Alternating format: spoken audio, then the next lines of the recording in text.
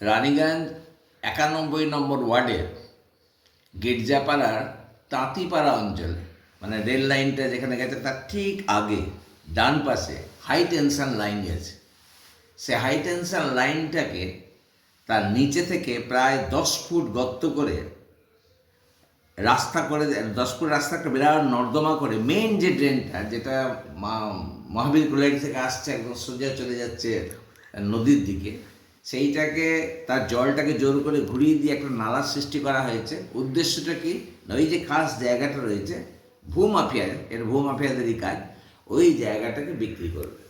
তো আমি এরকম ভারবেলি এখানকার যারা নেতা তাদের আমি দৃষ্টি আকর্ষণ করেছিলাম। তো তারা একটা নাম বললো, সেটা হচ্ছে অক্ষয় ধারা। এই অক্ষয় ধারা এই কাজগুলো করেছে। তো যেহেতু আমি এখানকার প্রার্থী ছিলাম, প্রতিটা কাজে প্রতিটা অসুবিধাতে মানুষের পাশে থাকবো, আমি আগেও বলেছিলাম আমি যদি হেরেও যাই তবু থাকবো, জিতে গেলে তো থাকবোই।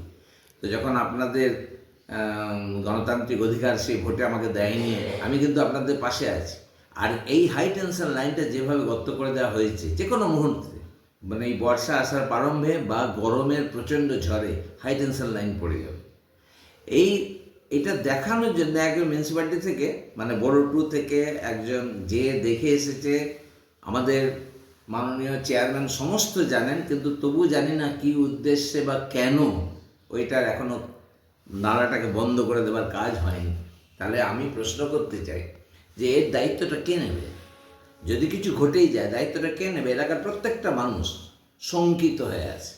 তা আমি চাই যত তাড়াতাড়ি সম্ভব, নইলে এটা কিন্তু একটা ইস্যু হবে। কেন আমরা মানুষের প্রাণ, মানুষের সুখে শান্তিতে থাকার দিকে বেশি নজর দিই। এটা খুব তাড়াতাড়ি যদি বন্ধ করে দেওয়া না হয়, আমার মনে হয় আমাদের আন্দোলনে যেতেই হবে। নমস্কার।